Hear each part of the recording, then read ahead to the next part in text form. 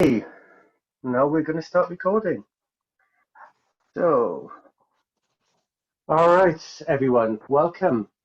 So, this is the second episode of what would be a series of four that I'll be doing. And uh, some of you might have joined for the last one last month, where we talked about strategy.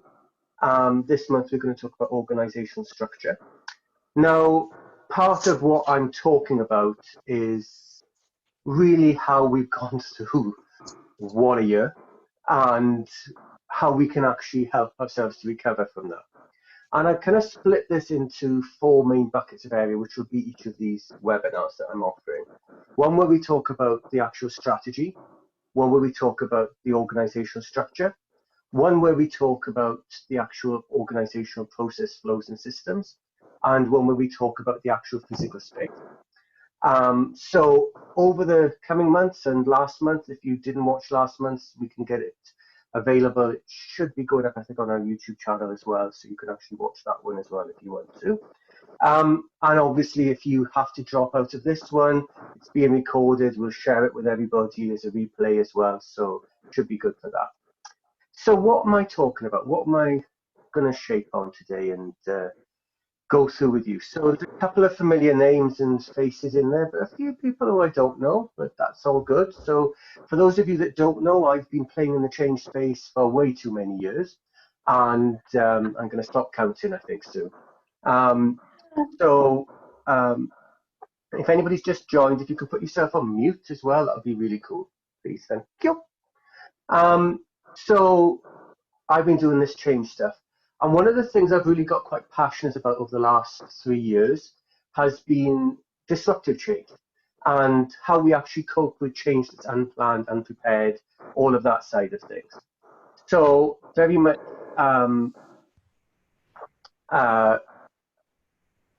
focused on, I suppose, how we actually need to prepare ourselves and how we also need to come out of these disruptive times and the change that's not planned. And I started off with the conversation in last month's webinar about how we maybe need to look at strategy from both an organizational and even a personal viewpoint. And we had quite a few folks that joined the webinar last month that were individuals, like, you know, a company of one. And now I want to actually talk about organizational structure or even organizational design, whichever way you want to call it in terms of a labeling point of view. Something that I've also been quite passionate about over the last year or two as well, and developed some stuff on that. And for those of you who weren't here at the last webinar, maybe something disappointing for you. I'm not going to give you all your answers because they don't exist. I'm sorry to tell you this, but there isn't answers to everything. But what I am going to do is go through a lot of questions and put some meat on the way that you need to think about navigating this stuff. Because the answer for one person won't be the answer for somebody else as we go through this side of things. So as we go forward, this is what we've been experiencing. Now, okay, it's an analogy, and this isn't where something happened bad. This is actually an office being demolished and being closed down because it was no longer needed. And a whole range of reasons why an office may no longer be needed. But one of the things we're noticing this year, and in a couple of webinars, I'll talk in more detail about the workspace piece. But what we're noticing is the change to working from home. You know, I'm 100% based at home now for the foreseeable future. So any strange noises in the background is just the building, I mean. But we really need to think about how we should be doing this better. Because far too often, when we look at reshaping an organization, even an organization of 1, 2, or 3 people, we don't really look at the right things. We don't look at the right criteria when we come to that. And this year, we've really been impacted with the COVID stuff. That means that we need to think a little bit more cleverly, a bit smarter about the way we approach things. So we have this scenario where we've got physical distancing going on in workplaces and people not able to get together and have meetings physically so easily. We've got lots of stuff going on where people are having to look at the way they do their jobs and how they need to reshape things. And like I'm doing today with you guys, doing stuff online, doing stuff virtually. We're having to find new ways and new techniques of doing this stuff and bring nice little tweaks and twists into the space. But I want to step back a little bit and I want to talk about the workplace and more so the picture that's on the left side here, because all of the changes that we're doing are impacting the bottom line, the money, the returns, the income streams, the revenue streams, whatever you call it. And we need to think about how we can make more effective organizations that operate more cost effectively. And most organizations, companies, businesses are finding this year is really making them take long, hard looks at where they're spending money. And this means that you are getting the picture on the right quite often happening. Organizations are deciding that they don't need a physical space and they're reshaping and redesigning their organization to not need that physical space. So we have, I think, Twitter have said that all of their workforce is going to be work from home in the future. We've had Shopify in Canada and Ottawa say that they are no longer going to need their physical space. I was only talking to somebody yesterday that's a client of mine where just over a year ago they were fighting to try and convince people to work from home because they were like, I could never do my job from home. And now suddenly they're in the position where they have no choice but to do it. And it's making people look at the cost of these things. But it's also making people look at the way that their organizational relationships are working. Who needs to know what about who? Who needs to have a setup? Who needs to have a particular information channel with somebody else, and how best to do that? So I'm going to start off with a nice little quote from Susan Estrada. So for those of you who don't know, Susan Estrada was one of the actual pioneers for the internet, and she did a lot of stuff in the beginning, the network stuff and academic piece and everything like that. But what she actually says here is really, really key to me. It is really important to have an organizational structure that will allow companies to have the ultimate confidence. And that ultimate confidence is key. Because if you don't believe that you are functioning, you are operating at your optimum potential, then you will allow that to flow through into your culture, the way you behave, the way you engage with your clients, your customers, everybody else that you have in terms of stakeholders. And it will start to challenge those people to actually do a good job because they don't have the structure behind them. If we think about it in a non-organizational space, we only feel confident standing on a building that we feel has been confidently structured. If we feel that that structure is not quite there, not quite right, we won't feel confident in it. And the looks on our faces will move away from being nice and calm to maybe a little bit more nervous, maybe a little bit scared. And that will feed through into the way we interact with people. And we'll get less success in whatever we're trying to do, whatever our work is. So, typically, when somebody comes along and says, we're going to do an organizational design, restructure, whatever it may be called, this is what it looks like. We start with something like this, and somebody's got one of their great big wonderful plans on the wall somewhere. And I'm going to get you to play a little spot the difference. Don't need to shout out or anything like that, but a little spot the difference piece here. Because this is normally what happens when somebody does an organizational restructure. Did you spot it? Did you notice it? Do it again. This was an organizational structure. So did you notice this movement of employee number 5? far too often, this is what people think, oh, well, we don't want to kind of, rattle the cages. We just want to move things around and do that. This is your typical, simple organizational design. And to be quite honest with you, it's not worth the paper it's written on because it achieves nothing. Far too often when people are looking at organizational restructures, reshapes, redesigns, they don't ask the right questions and they are not brave enough and courageous enough to go down and do the big scale changes that are needed. So I'm hopefully going to take you through a series of questions that are going to help you think about this stuff. I'm going to share with you some insights, give you a very, very simple overview piece. I'm going to encourage you to give me your thoughts either in the chat box or you can unmute and you can share some thoughts as we go through as well. But I'm going to go through this stuff and maybe make you think of things that you never thought were involved in making the most effective organizational structure for your own business or for the business you work for or for a business you're going to go and consult with even. So let's start off by thinking about this. Do you have the right people in the right places? What do I mean by this? What am I talking about by this? Okay, so series of underlying questions around this. Do you know what functions or tasks your organization performs? Now, far too often, organizations know they do something, and some people know some of the things that are happening.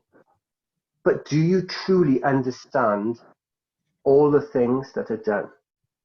And that's why I called this functions, not just called it activities or anything like that. Because functions have a purpose. Functions have a purpose to move something from where it is to where it needs to be. And strangely enough, that's what most businesses need to do. They need to move things from where they were to where they need to be. The business that just keeps on staying still and maintaining where it currently is isn't necessarily going to achieve a lot. And when it comes to thinking about how you need to reshape your structure, particularly given, and I'll talk a little bit in a moment now about how the disruptions that we've been through are affecting that side of things, you need to know and make sure you have a clear understanding of what are the functions and tasks. And I'm not talking about the KPI list that's only got 22 KPIs listed on it, half of which nobody understands what the heck they mean. I'm talking about what you actually do day to day. Then, do you know the capability of everyone? This is where things start to get a little bit icky, because this is where you start having to look and saying, okay, we have all these functions and tasks, but do we have people capable of doing all these functions and tasks? This is where you need to have a clear understanding of the capability of everyone in the organization. And I use the term organization to refer to the area you're playing in, the area that needs to be improved. Who does these things the best? Who are your best performers? And do you have a plan to maximize that potential capability? Or are you letting people sit in a corner and build cobwebs around them just because that's what they've always done? Or are you recognizing capability? Are you recognizing the potential of your workforce to get the resources in the right place, to get your resources functional? Because if you don't get the right people in the right place,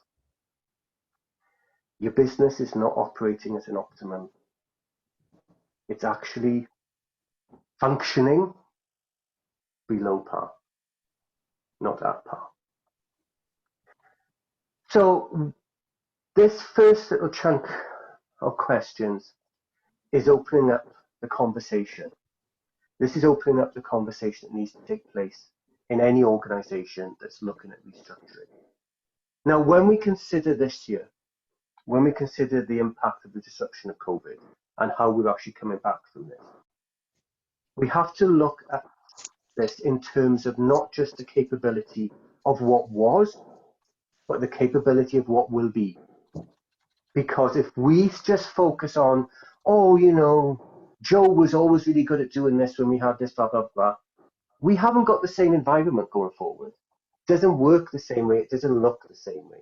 So we need to be looking at capability based on that new work environment space, that new operating model, that new strategy. Yes, Sarah's just put a note in the chat box. Do you know what your business is? What your service is for? Do you actually know what you're doing? Now, some people might say, I'd rather not know what I'm doing sometimes because that doesn't get me up and get me in focus of anybody in some places. But I'm curious from anybody in the assembled masses of 15 of you that are on this call. So does anybody have any thoughts or comments about this whole challenge space? And you can either put something in the chat box or you can unmute yourself and speak. I don't mind either. I'm totally open.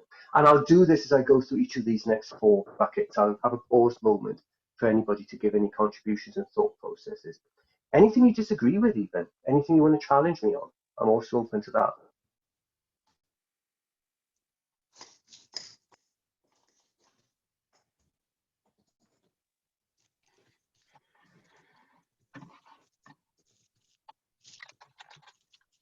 Okay, a couple of points gone in the chat box. How do you get management to think this way, especially today?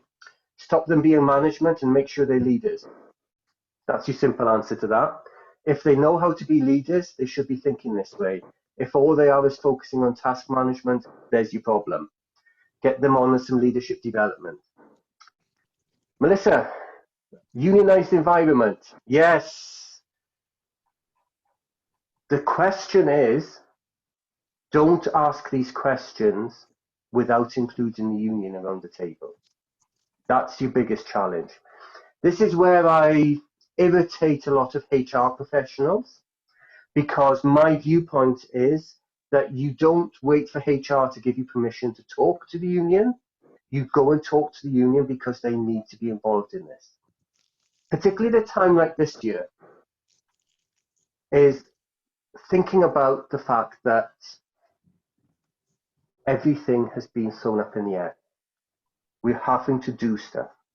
And most unions that I've talked to or had some engagement with in the last 6 months or so through this are actually recognizing that their goal of looking after their members means that they have to work with those members' employers to get the best they can for them, but that also means that there may be some difficult decisions.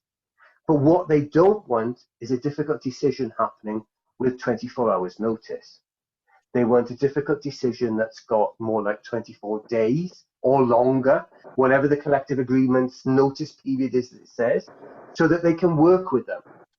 Because they generally do want to work, because even if you have to let go 10 staff, they're still going to have 90 staff to look after. I give an approximation number, but you get that picture. So again, the point is with unionized environments, get them on the table, get them talking, get the union reps involved in these conversations. Don't keep them hidden away as if it's going to be some surprise around the corner that's not going to make them too happy. Jill, what have you put? What are you trying to solve in the first place? Yeah, you need to watch last month's, because that was a big question that came up in last month's webinar around strategy, because that's where your strategy comes from. So make sure if you haven't got it, one of the key things we said about last month is you can't build a strategy for the purpose of your organization without knowing what the heck it is that you're trying to solve or trying to service or trying to provide. What is the gap that you're trying to fill? So there's a big piece on that stuff that we'll pick up from last month as well. So have a check in with that and then come back if you've got any questions after you've looked at that webinar as well. Any more thoughts on this page? Or shall I make you more challenged with more questions? Yeah, let's go for it. Okay. So this is another thing. We're kind of starting to drill down a little bit now. Never mind the bigger picture piece. Are the roles, responsibility, and position titles correct in your organization? And this comes down to a few things. Do you understand how the jobs fit together? Do you understand who provides to who? Can you follow that journey of your product that you're creating, that service that you're delivering? Does it make sense? I get quite caught up with a lot of titles that are needlessly thrown about by organizations. For those of you that know my change management background and stuff like that and all of this piece, I'm still very impressed with the person whose title was Senior Manager for the Management of Change Management. I think that is great. I think that's a perfect title. Don't ask me what they did, other than something to do with change management. But what comes down to is the fact that people get caught up in words rather than actually the correct titles and how things fit together. You know, if you've got a customer service agent, then you get into a customer service team leader. Then you maybe get into a manager, director, whatever. You can call it all those different things. But make sure that you've got something attached to it that shows clearly what it is. So you can understand where the jobs fit together. Because otherwise you're suffering with this second point. The point of job holders not understanding their role because they've got some wacky title. Now, don't get me wrong, I'm all for being progressive with titles. I love the now Chief Happiness Officer title that seems to be coming into a lot of organizations. I'd love my role to be all about making people happy all the time. Kind of what I have done in the past, but that's a whole other story for a separate time. But people end up going into these things and going, so you're going to be a what should we come up with as a name for this role? So you're going to be the director of experiential discussion and problem solving. For what? For where? Who's going to work with you on this? Who's going to help? So make sure we get that clarity. Have meaningful roles, not get caught up in titles. The key is what sits underneath this. The key is the description of what you're supposed to do. And as I'll talk a little bit further on, the key is making sure that when you describe what the person does, that description doesn't just say results. It says what they're going to do, how they're going to do it, and the behaviors expected of them to make that happen. So that you're talking about a much broader expectation of people's performance. Do you have the functionality to redeploy and reposition people? Is that available to you? Because you may find that people are sort of surplus to requirements in certain areas. It was a fascinating conversation I had with somebody online. We were just playing back and forth and everything, where because of the COVID situation, they'd had to pull everybody off their front of house, front desk, kind of coming into the welcome point. And they were like going, well, we look to redeploy these people into other areas. But then we realized that these people didn't have skill sets for elsewhere. So we were just putting them there so that we put them somewhere. But really, we should have been having a conversation with them about where is a good fit for you. Let's have a look at what your skill set is that you bring. Let's have a look at what maybe you need to learn to fill the gap so that you can be best placed in this redeployed position. And have you actually asked the people what they do? Or have you made assumptions? Have you actually looked and said to somebody, so tell me, what do you do? Describe what you do each day. And why do you do it? Which leads us into the strategy piece a little bit. But what do you do?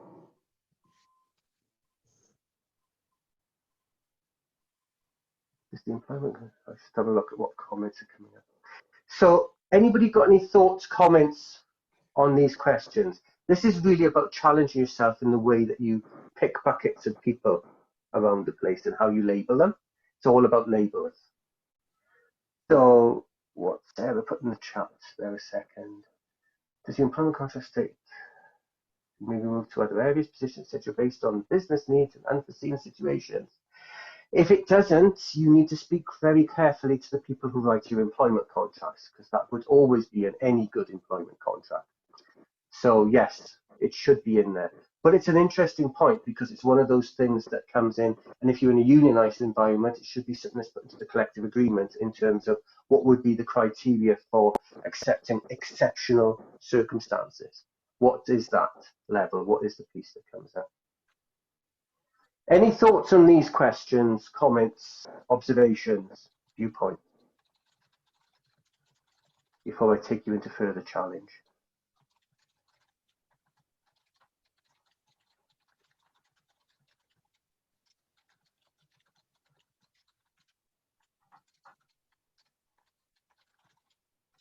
Okay, so not going to spend a lot of time on strategy because we did a whole webinar last time, but we do need to bring this little golden thread into the strategy piece, the structure. So, is the structure focused on delivering the strategy? Can you actually say that what you do meets why you exist? Or is there a mismatch?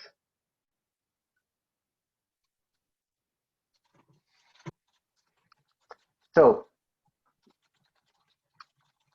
does every position and role connect to the strategy? Going back to that whole piece about job descriptions to a certain extent as well. But this whole piece of like everybody needs to be able to say, I do this because this fits into this part of the organization strategy that delivers this goal that we have, or this mission statement piece, or whatever it may be. There has to be what I refer to as a golden thread. So very much needed to have this conversation. Is your vision and mission defensible by your people? So I use the defense word here. Can somebody defend your mission and vision and relate it to what they do and why they do what they do? If they can't, what's the point of them doing what they do? Are there mismatches and misplaced people and positions because of this? Rolling over from what we were talking about in the last slide, but now bringing it into the strategy piece and now bringing it into the way and the purpose of people. Because if you can't say, I exist because, you may not be in a role that's even needed, or you may not understand how that role connects to the mission and vision. And there may be a conversation that needs to take place there. Is it time to identify misfits? Is it time to think about who doesn't fit in, who doesn't do a role that connects to the strategy, that has clear purpose and position, that is more than just a fancy title, that actually has a meaningful role attached to it? This is where we get to the rubber and the road moment when you talk about organizational restructures. And this is where, I'm catching some of the comments going in the chat box at the same time here, where people talking about being redeployed and people getting re-employed because people don't understand these things. This is one of my big challenges that I'm finding with too many organizations, and I'm trying to push stuff out there, and I'm doing a lot of stuff in the organizational design space about this, is that far too many organizations just don't understand what it means to create an organization that's effective. They just kind of look at, well, that's what we did in 1993, so let's just keep going with the same thing and we'll just tag a few bits on, and oh, we want to be progressive, so we'll come up with some new fancy names to be attached to some of this stuff. but that's it. It needs some big scale overhaul. Good quality organizational design can be a transformational change process for a lot of organizations. And actually, a lot of organizations need it. Any thoughts on these questions? Any comments? To Sheila's point there about defending vision and mission. Yeah, it's surprising how many people work for an organization and they can't even connect the job that they do to why the organization exists. It's scary. It's like, really, did you not think about that when you came in? Not why you were here? Any additional thoughts today from anybody on this stuff? Hi, it's Funke here. Hey, Funke, how we doing? I'm fine, thank you. I'm just going to put on my video speak. I was just going to add a comment, but I was just going to say that a lot of organizations talk about organization redesign, restructure and everything, but really don't get to the bottom of it. They just try and do some mismatch or transfer the transition of people from transitioning some roles to another area, getting rid of people and transitioning the tasks to another area. And that's it. So I find that it's a great, most organizations tend to, or some organizations use it as a crutch work, that we're just doing an organization design, not actually getting to the details of it.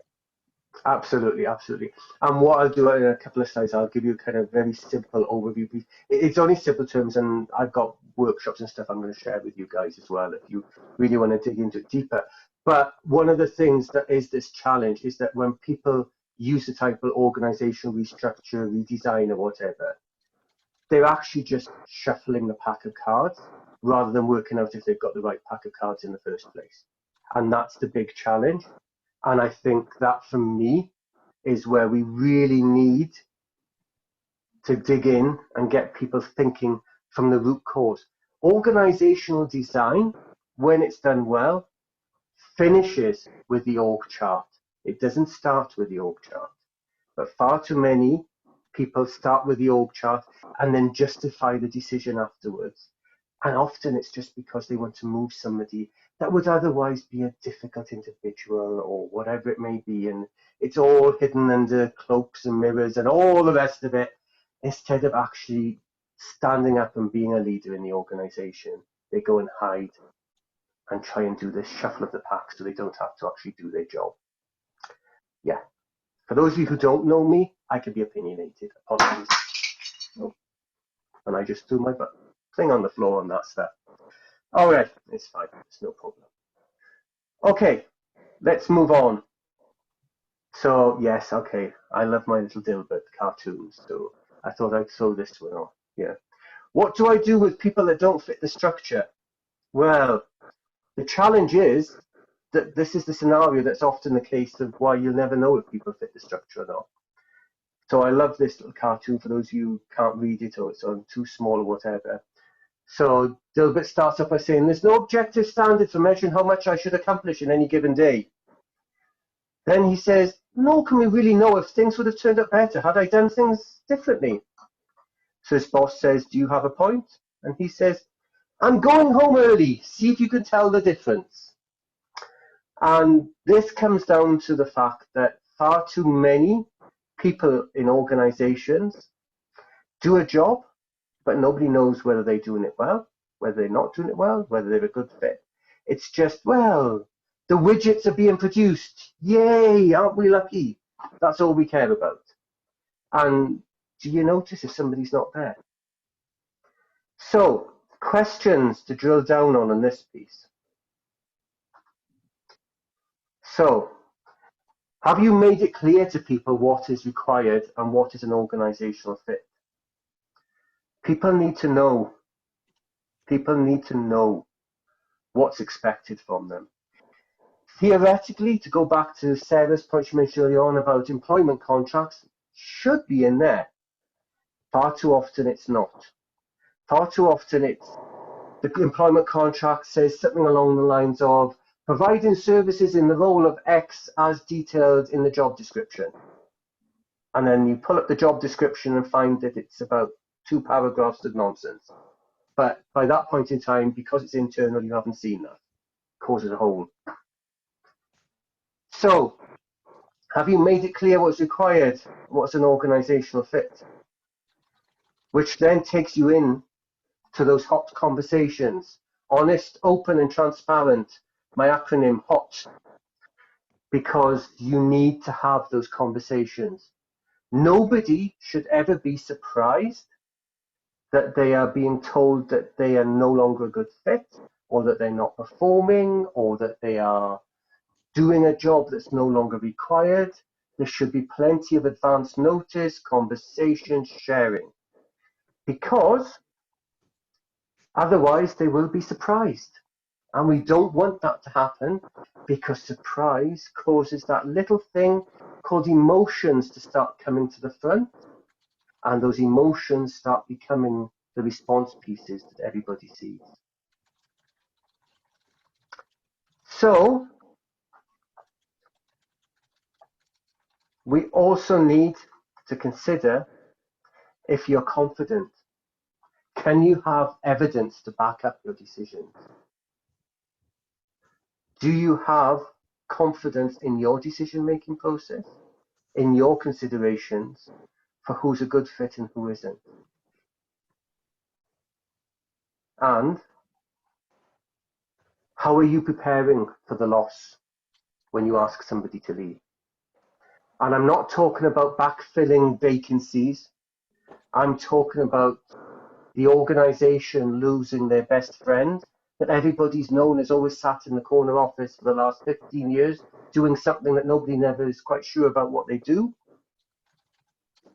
But then you also need to balance it with how you're preparing them for their loss. It's a two-sided coin. They need to be considered. They need to have their physical and emotional well-being considered in the decision making. Subject to popular belief, you don't just tell somebody the bad news and then let them go and sort it out. You have to be there to support them. So that's the fourth slide that drills down into this set of questions. But I wanted to kind of summarize what I'm talking, because I've given you a lot of questions, a lot of thought processes. And I wanted to kind of summarize for you what this whole org restructure and org design piece is all about at its heart. So this is a very, very simple process flow for making organizational structure or restructuring. And it actually works just the same even if you're creating a business from scratch as it does for actually redesigning an existing business. Analyze the business need. What does your business do? What does your business need to do? Determine dependencies and relationships, internal and external. What are you going to have as internal process flows and people doing particular functions along the way? And what are you going to need to have suppliers or other people as stakeholders involved in? Then you need to design that interactivity. You need to be able to clearly say, so this activity gets done and this person is needed as a dependency for this person, etc. Then you start to look at roles. So see, we're on step 4 here before you start looking at roles. You have to be clear on the role purpose. And then, with some thought to the actual competencies capable of the individuals, you have to start to match people to those positions and roles that you've identified.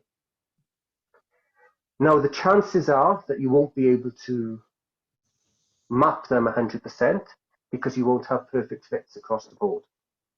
So you will have some gaps that you might need to deal with. And you might need to accept that, well, an 80% fit is good enough, or a 75% fit is good enough, whatever your level is. But then you may need to also address how you're going to get that person to fill the gap of the other 25%. But then you also might find that you have got that overflow. And to that last slide that I talked to, we actually have that conversation that says, guess what? We only need 3 of you to do this role now because that's all that's required, not the 16 of you we've been having for the last 15 years.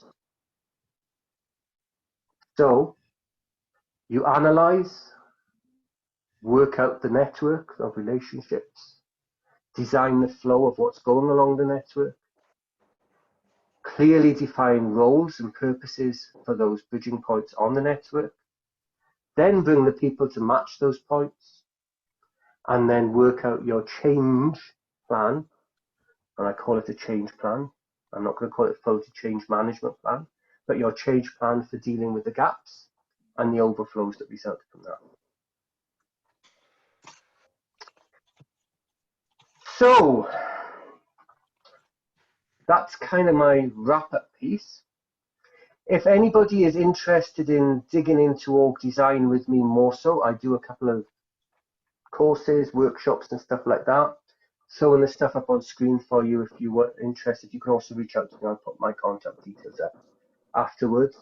I do an understanding org design, which is happening next Monday actually, which is more around foundational stuff, fundamental stuff, the kind of basic core understanding needed for organizations. And we talk about things like, what's holacracy, what's a flattery, what's all these sort of different types of organizations. And then the delivering organizational design program is really where people come and they bring their organizational challenge to the table. And we, through a series of webinars and a one-day workshop, we actually help them go through that, or I help you go through that. So for those of you on this webinar, I'm giving you $200 off each of those if you want to. If you're currently a job seeker, student, work for a non-profit, or a member of certain associations, reach out directly to me as well, because there are significantly more discounts for those people. I'm a big values believer, and people who know me, I try to make things accessible to people if they can and want and have the energy to come to these things. And particularly at this time, through the COVID stuff, I also understand that everybody's trying to stretch everything as far as they can. So I'm always happy to work on things, and have done many times with people, to get lower costs and do payment plans and all sorts of things like that. This is my information, my contact information. Reach out to me, connect with me on LinkedIn, do whatever you want. Come back, challenge me. I love a great challenging conversation, as people know. And just be prepared that if you challenge me, I'll challenge you back as well. So, but I like to think I bring something of substance to the conversation with people as well. So I do my best to do that side of things. Any further additional questions anybody'd like to ask, either check it in the chat box, or you can unmute yourself and ask a question. I'm totally happy, whatever anybody's got any thoughts, points, comments, stuff like this. Yes, it's a lot of questions that I've thrown at you, but they're questions that need to be answered, that provoke the thought and thinking that needs to be done, that's not being done in far too many places. Comments, thoughts, anyone? Done silent?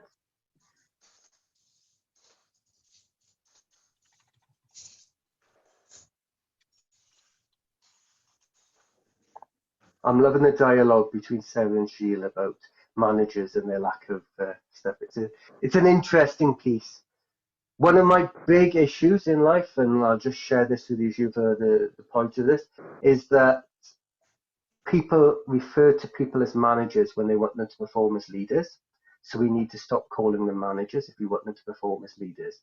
Because managers manage tasks, leaders lead people. So, thank you. Indeed, that's a big difference, and that's what in our words we are maybe forgetting too much, indeed. Absolutely, absolutely. So it's I'll keep chipping away at trying to get that movement, but the more people that come with us to make that movement, the more organizations that will hopefully take things forward. So completely, I support you. Absolutely. Again, it's remembering leadership is not a title, it's a behavior. Great one. Yeah, exactly. So any more thoughts, comments observation. What we'll do is in the next, probably tomorrow sometime, we'll get an email out to you to thank you obviously for coming, but we'll give you a link to the recording for you to reflect and review on that. Yeah, exactly. And maybe to the first recording, because I missed the first part. Where can I see that? I'm not too sure if it's got published yet on our YouTube channel, but if not, we can get you the link for that anyway. So that's not a problem. What is the name of the channel? So I think it's Capillary Learning. We have it set up as on the channel. But you can contact me and I can send you the link again anyway. So Sure. fine, it's no Thank you. problem at Exactly. all. Sorry. Yeah, just to ask, what is the format of the first training that you mentioned? So let me The go back. previous slide. So the understanding one. So they're both virtual delivery. Everything I'm doing at the moment is virtual in this world. So so it's an online virtual workshop. That means it's not sit there and get PowerPointed to death. It means actually you have to do things, and we do various interactive stuff and things like that as well. So at the course of the day, so you've got a workshop workbook sent to you ahead of the game. You also get a little pack of Lego because I use Lego Series Play for all of my learning events as well. So that comes into the equation as well. Okay, it's kind of half a day. No, it's a full day. It's actually a 9 till 4:30. So it's a full day with a break in the middle and everything like that. So yeah, it's, I'd say 7 hours of learning activity throughout the day because you have a lunch break and then I break throughout the day because I don't expect anybody to focus for more than about 45 minutes to an hour before taking a break when we're doing these things. That makes completely sense too, as well. Absolutely. And that, but if you're interested in that, there's the details of that. You can also go to capillarylearning.com at the top there as well, and you can look up all the stuff. Oh, Carlos has found the actual link to the previous webinar. It's in the chat box, so you can copy and paste that as well if you want to. Hopefully it works. But yeah, feel free to reach out to me anytime, whatever I can do, whatever conversations I can help with, anything like that. I think this year, 2020, has made us realize with the disruption going on that we need to be there for everybody and we need to be helping each other to get through these things. And that means doing a lot of sharing and a lot of information. And I'd like to think with 28 years of experience in the change space, I can bring something to the table. So. Okay, any final comments before I wrap up and let everybody get off to probably what's an afternoon of virtual meetings after meeting after meeting? Any comments, thoughts, final questions or asks?